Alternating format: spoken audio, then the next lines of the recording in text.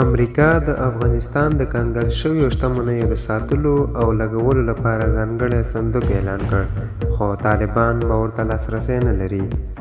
سلامونه درنو لیدونکو، ستړي مشئ.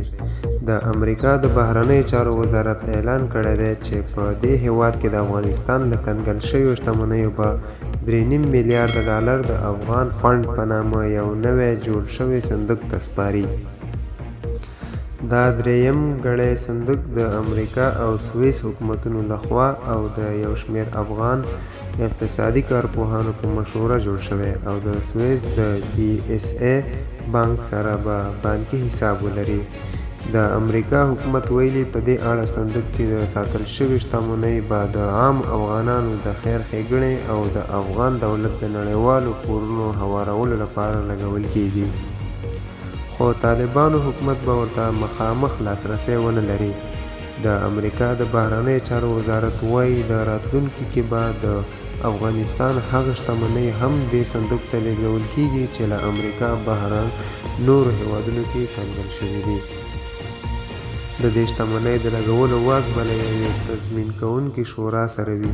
په دې شورا کې د امریکا د حکومت یو استازی، سویس حکومت یو استازی او همداراز 2 افغان اقتصادي کارپوهان شامل دي. BBC ته معلومه شوې چې په دې افغانانو کې د سوداګرۍ پخوانی وزیر انورالحق احدي او د افغانستان بانک د بورډ پخوانی غړی شاه محمد محرابي شامل دي.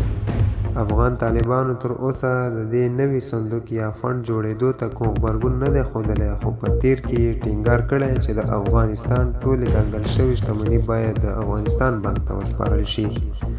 خو د امریکا حکومت استدلال کوي چې د افغانستان بانک دا مهال د طالبانو له سیاسي نفوذه آزاد نه دی او د مالي چارو د تضمین مسلکي وړتیا هم نه لري، نو ځکه دوی پرې اعتبار نشي کولی.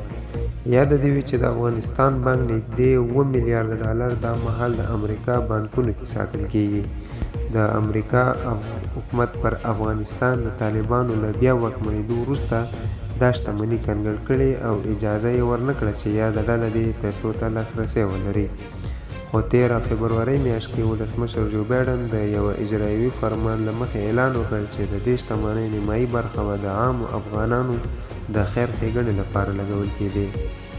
درنو لیدونکو، که له موږ سره په چینل کې نوي یاست، مهرباني وکړئ زموږ چینل درسره سبسکرایب کړئ.